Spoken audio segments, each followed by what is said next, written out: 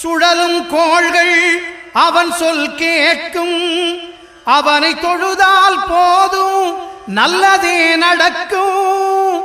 ஆனை முகனை தொழுதால் நவக்கிரகங்களும் மகிழும். நல்லதே நடக்கும், நல்லதே நடக்கும்.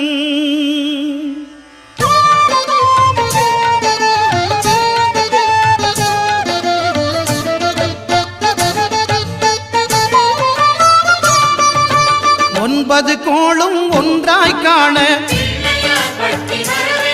அங்கு கற்பகம் என்னும் கடவுளின் மெய்யில். ஒன்பது கோளும் ஒன்றாய் காண அங்கு கற்பகம் என்னும் கடவுளின் மெய்யில். சூரியன்